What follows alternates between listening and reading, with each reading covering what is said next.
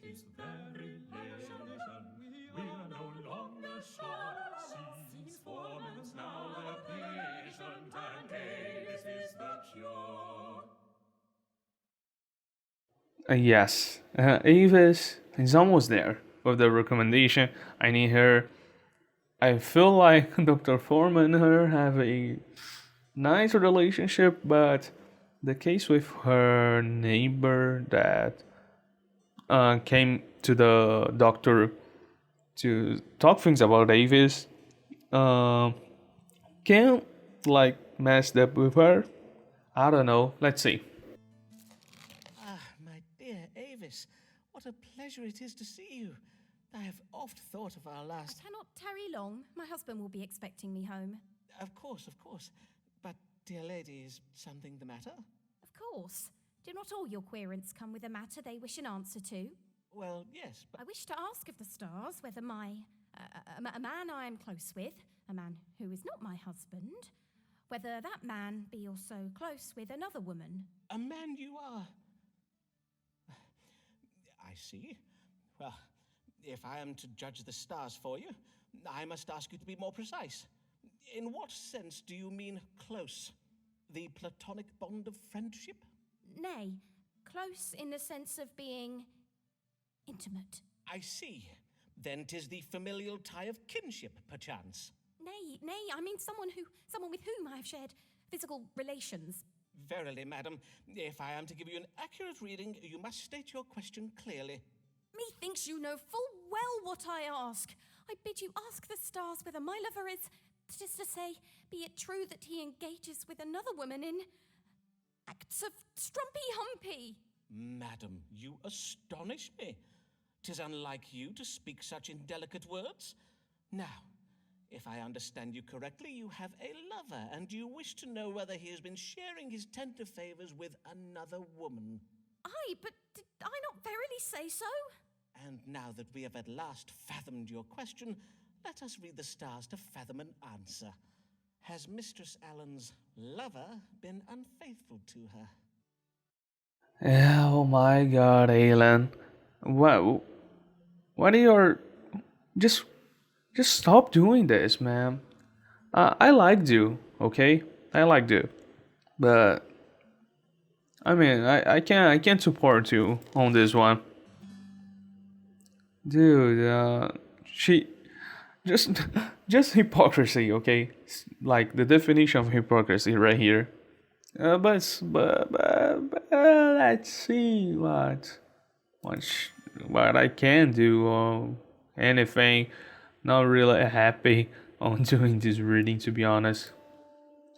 But remember, I have to get a letter of recommendation, and she is like, it's right there, it's almost there.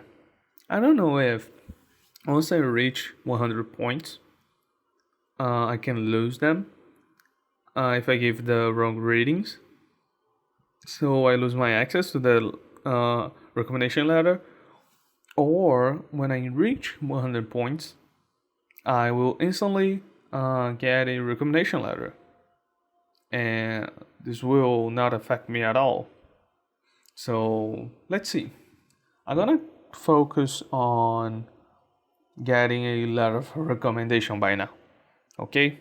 I have to get plenty of it and I have none of it. So let's go. Mr. Allen has being turned by jealousy and confusion. This suggests jealously, this indicates mind turned by confusion, and that's right. Mr. Allen should be more optimistic about her romance with this man. Okay. No. This consultation will provoke unexpected intimacies between me and Avis? This represents a surprise. This represents intimate. Hold on. I don't agree with this. I'm not with this. Let's see this one, please. Mr. Zalin's lover is seeing a woman who is willing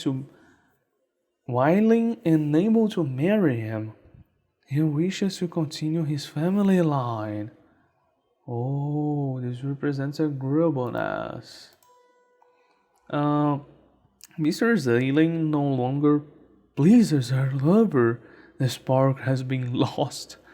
This represents a mature man, Ava's lovers, and this indicates creativity being reversed. And this represents a woman who is unable to please. Oh no. Mr. Zayling lover wishes to father a child. This represents masculinity? Alright. So. Dude, this is hard. I mean, if I want to go to the route of having a letter of recommendation, this one is certainly the option. But this one will absolutely destroy Mrs. Allen. Oh no. This one will certainly destroy Mrs. Allen. This is the right option. I mean, I feel like this is the right option. I'm not really sure what the future holds me, but I can't stand her like mistreating her husband. It's really, oh my, it's really hard. That can't be the last time I see Mrs. Allen, and I will lose the recommendation letter.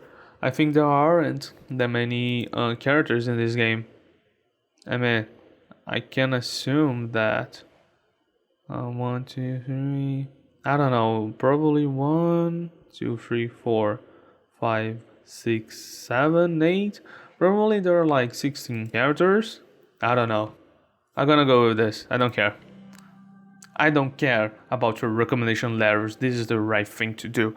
And I'm not gonna sleep well if I don't do the right thing, even though I might mess up with my recommendations. Let's go.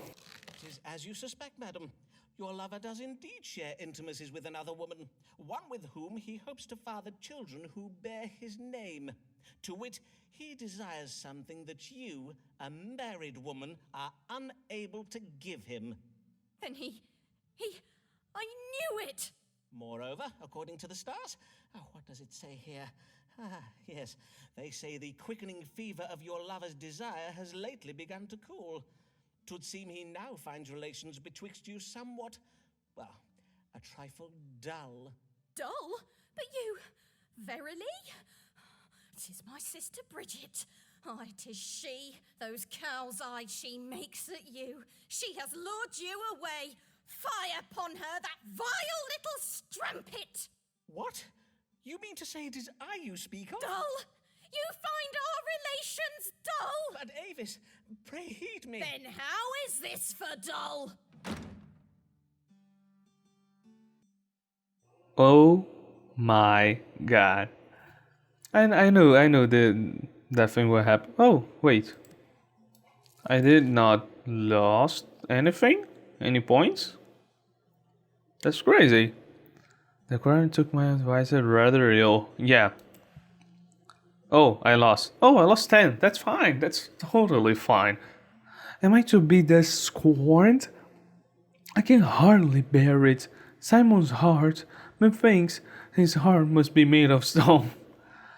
Oh, lady. Oh, my. I'm just really concerned about her husband. I mean, she already betrayed him like with 2 other guys. That's not so cool, man. I mean, dude, the first option would probably just change nothing, and she would like continue her betrayal spree. I think I did the right decision, even though I got Mrs. Halen feeling bad. Probably she'll come back and say, like, acknowledge that she was wrong in some points at least. Anyway, let's move forward. I need a letter of recommendation. Always has what's new. For her friends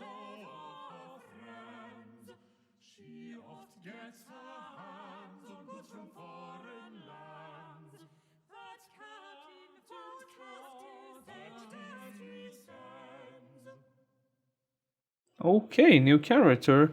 She's quite fancy. Wait, she has a monkey? It's really cool. Anyway, um, she always gets what's new from Motherlands because of Captain Fortescue, which I mean, it can be her husband or somebody from her family. I mean, I think it's her husband. But anyway, mm, don't really have much to say about this girl, so I'll turn the page and see what she got to. The noise is horrible. Let's see what she has to say. Good morrow, madam. I humbly welcome you to my consulting chambers and thank you for choosing my practice.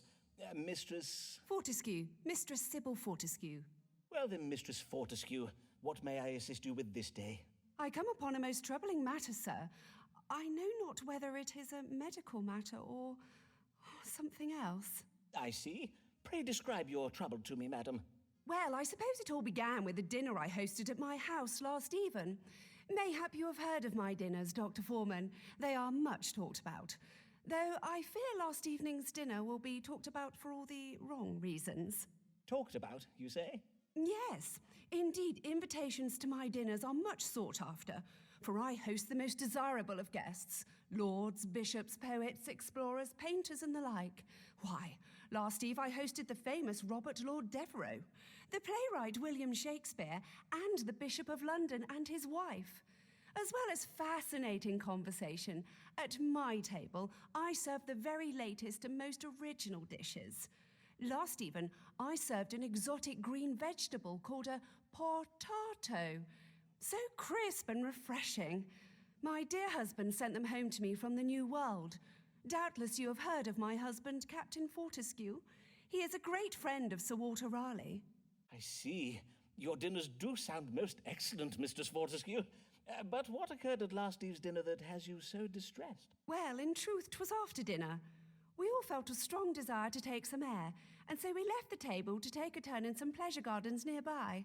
But then, as we were walking along the path, right in the middle of the gardens, in full public view...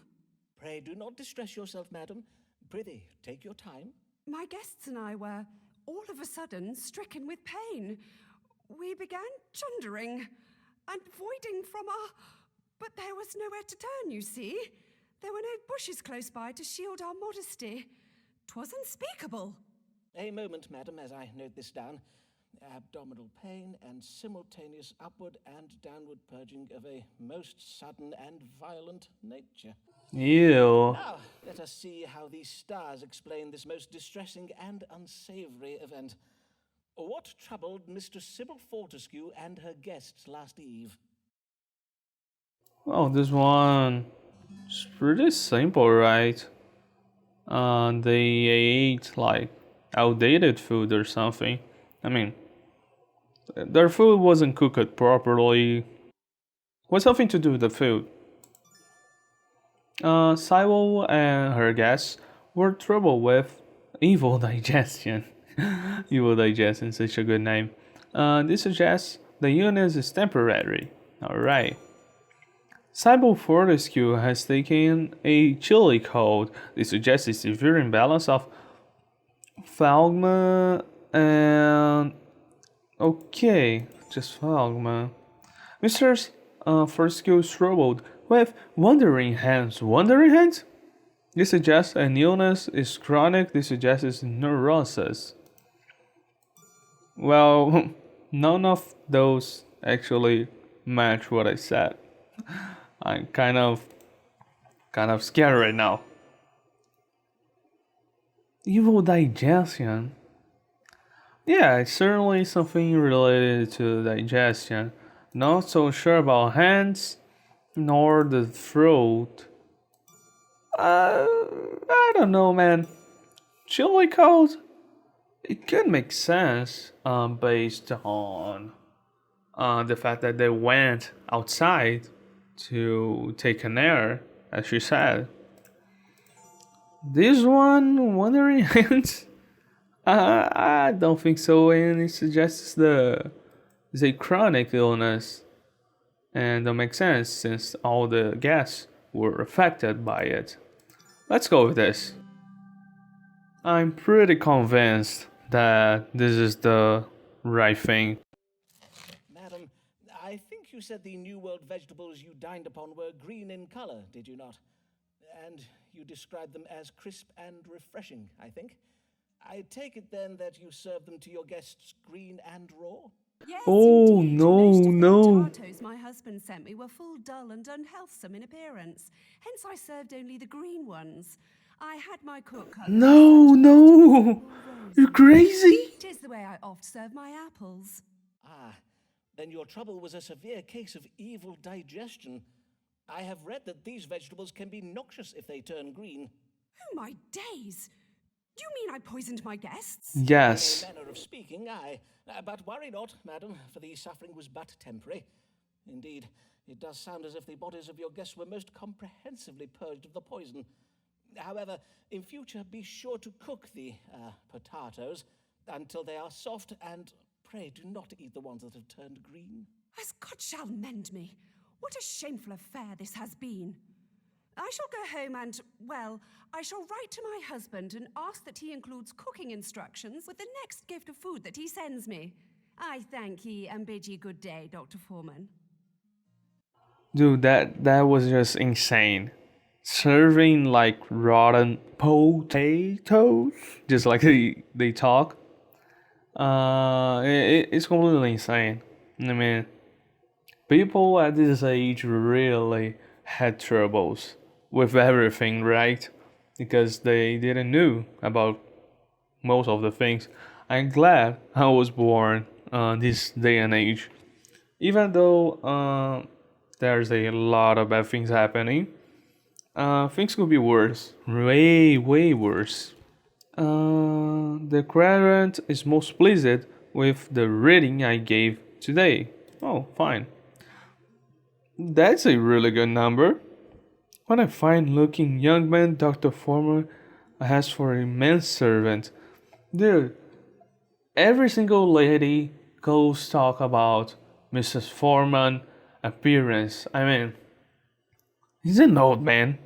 I don't believe he's that kind of a beauty. I never actually took much of a attention into his appearance now that I think about it.